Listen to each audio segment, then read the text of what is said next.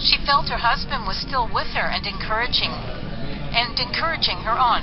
She decided to work to raise her children. She got a qualification and a job. She didn't want her children to feel lonesome. She tried to smile all the time before them and travel with them on summer and winter holidays. She recalls she was too strict toward her sons sometimes because of a strong sense of responsibility she felt to raise them into respectable adults.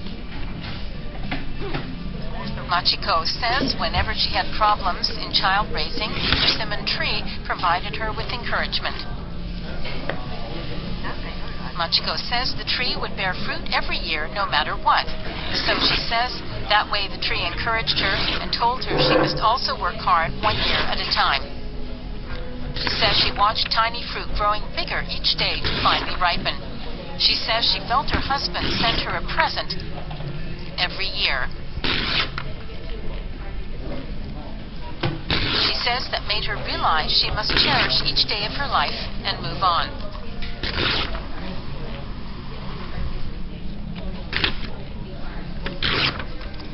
The book says, my mother, brother, and I decided to appreciate each day of our lives.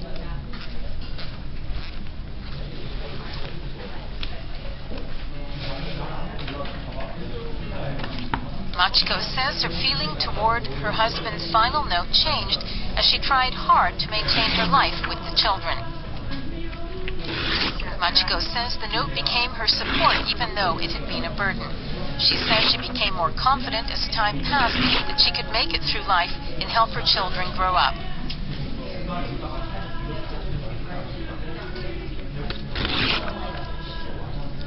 She says she is now very thankful to her husband for having left that note for her.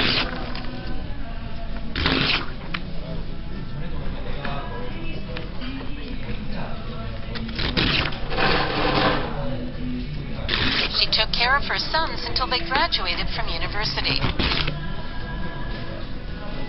After her elder son's wedding, she found that the younger one was feeling reluctant to get married.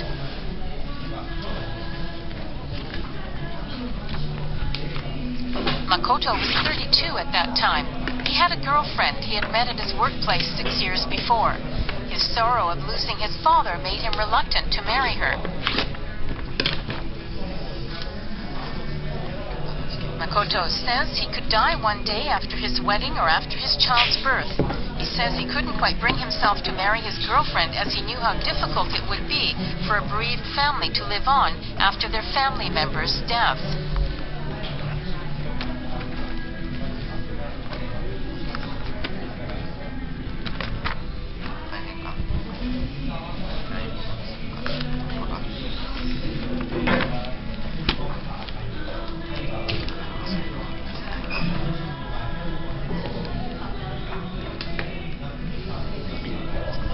Machiko tried to encourage her son to go ahead by showing him his father's note.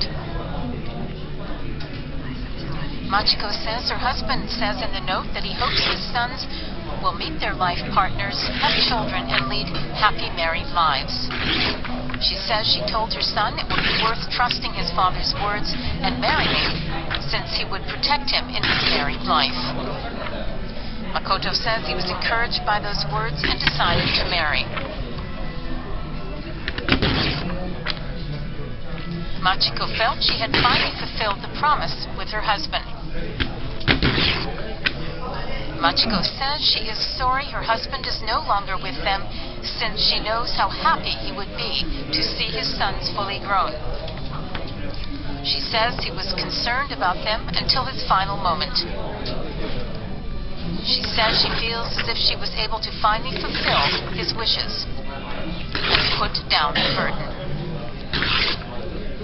Her 2 sons made their own homes, and she has 3 grandchildren now.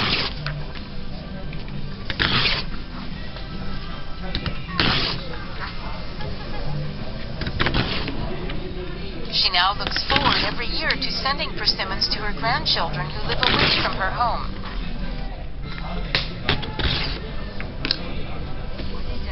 Machiko says her grandchildren enjoy the fruit from the tree planted by their grandfather. She says that means her husband is actually with them, and it's nice that they remember him, even though they never met him while he was alive.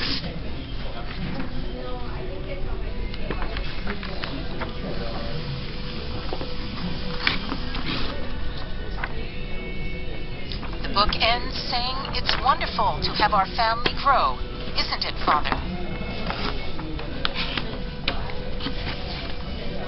I know you are always watching us with love. Thank you, Father.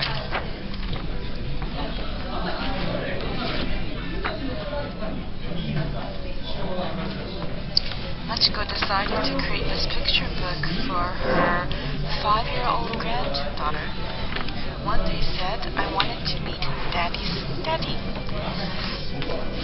After seeing the completed picture book, we saw that at the end of the book, we saw Machiko surrounded by her sons and grandchildren with a great smile. It's been 30 years since the accident, and it showed her relief of being able to respond to her husband's last wishes, and it also showed how the importance of family as she must have felt it.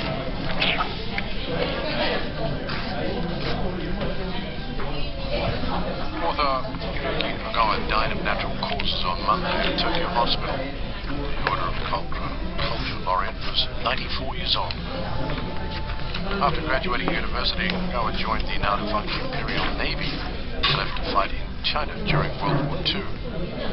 Drawing on his experiences in the Navy and huge volumes of documents, Ogawa turned out a spate of novels with deep insights into the agonies and sorrows of people who lived through the tumultuous years of war.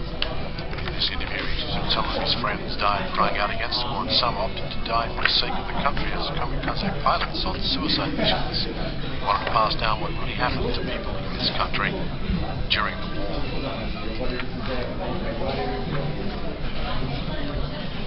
Now the weather. The Yamagata Hanagasa Festival began this evening.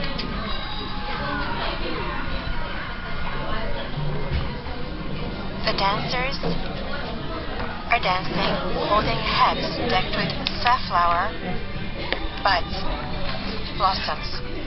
The festival will go on until Friday, and this year 14,500 people are expected to participate as dancers.